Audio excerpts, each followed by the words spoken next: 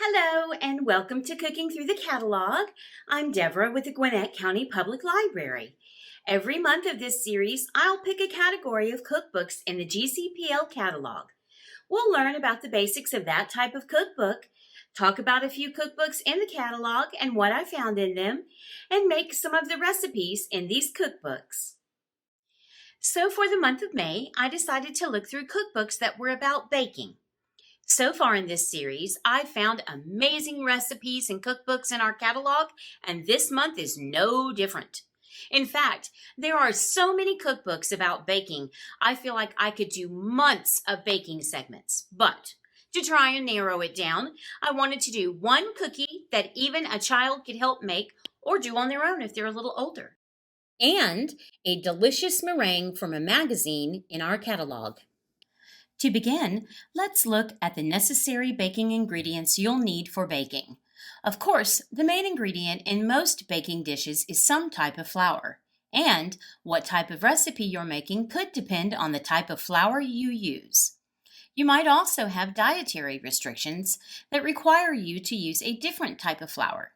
So first things first, have a few different types of flour on hand in your pantry.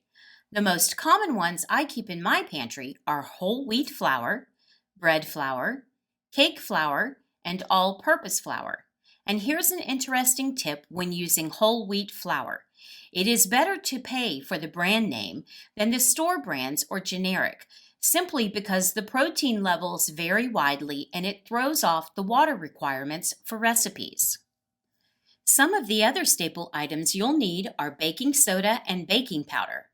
These are not items you'll keep in your cabinet for long periods of time as they do expire, and your baking items will not turn out as they should. In addition, you'll need various forms of sugars: traditional cane sugar, light and brown sugar, and even castor sugar, which is extra fine sugar. Then last but not least, there are many different additions needed for baking, but many call for vanilla. Let's talk about vanilla. When I first started out baking, I used imitation vanilla extract. I was on a very tight budget, and real vanilla extract was and still is expensive. But know this, you absolutely will not get the same flavor if you use imitation.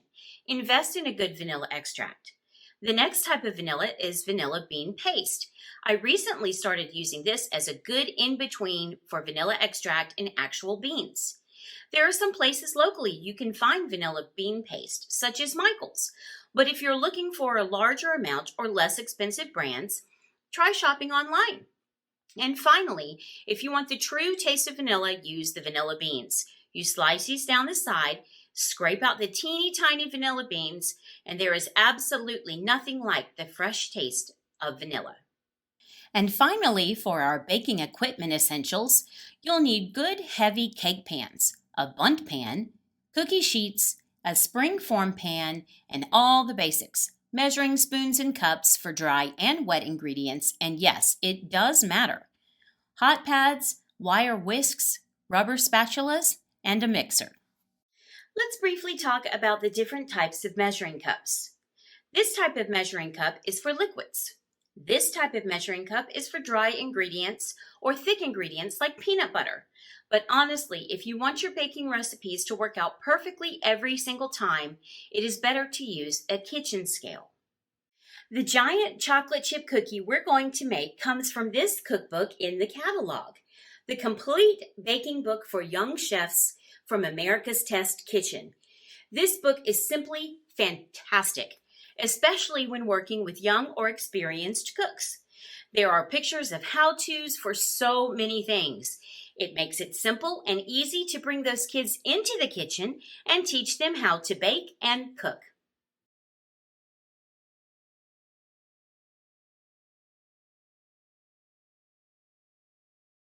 To begin with a giant chocolate chip cookie, you'll need the following ingredients: vegetable oil spray, 1 cup or 5 ounces of all-purpose flour, a 1/4 teaspoon of baking soda, a 1/4 teaspoon of salt, 8 tablespoons of unsalted butter melted, a 1/2 cup packed or 3½ ounces of dark brown sugar, a 1/4 cup or 1 3/4 ounces of sugar, 1 large egg, 1 teaspoon of vanilla, and a half cup or 3 ounces of chocolate chips or whatever type of chips and morsels you like.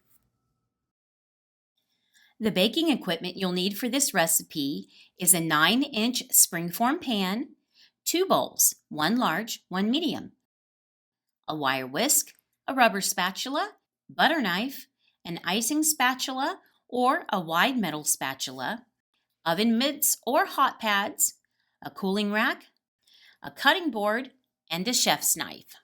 Adjust the oven rack to the upper middle position and preheat the oven to 375 degrees. Spray inside the bottom and sides of your 9-inch springform pan with vegetable oil spray. In a medium bowl, whisk together flour, baking soda, and salt. In a large bowl, whisk the melted butter, brown sugar, and sugar until well combined. Add the egg and vanilla extract and whisk until smooth. Add the flour mixture to the butter mixture and use the rubber spatula to stir until just combined and no dry flour is visible, about 1 minute. Add the chocolate chips and stir until evenly distributed. Use the rubber spatula to scrape the cookie dough into the greased springform pan and spread the dough into an even layer, covering the bottom of the pan. Place the springform pan into the oven and bake until the cookie is golden brown and the edges are set, anywhere from 18 to 22 minutes. Use your oven mitts or hot pads to remove the springform pan from the oven. Place the pan on a cooling rack and let the cookie cool in the pan for 30 minutes. Run a butter knife around the inside edge of the springform pan to loosen the edges of the cookie from the pan. Unlock and remove the side of the pan. Use an icing spatula or wide metal spatula to loosen the bottom of the cookie from the pan and transfer the cookie to a cutting board. Cut the cookie into wedges and serve warm. You can also let it cool after cutting it and make it into a cookie ice cream sandwich. So our next recipe doesn't come from a book in the catalog, but a magazine. Did you know you can check out our magazines from the library? They are in the catalog as well, and you can even place them on hold. We also have digital editions that you can check out using Flipster or Press Reader. Visit our digital resources page on the website. From the Food Network magazine of the May 2021 edition, we'll make Ina Garten's salted pistachio meringues.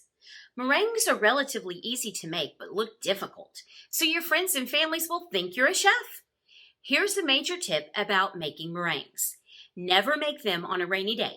If you do, the meringue will end up sticky instead of crisp on the outside.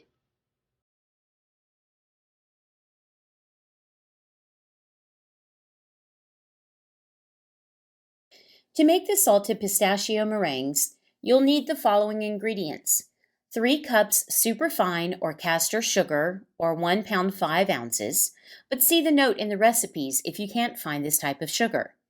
9 extra large egg whites, which are room temperature. 1 teaspoon vanilla extract. A 1/3 cup of shelled roasted salted pistachios, roughly chopped, and fleur de sel, which is optional. Preheat the oven to 400 degrees.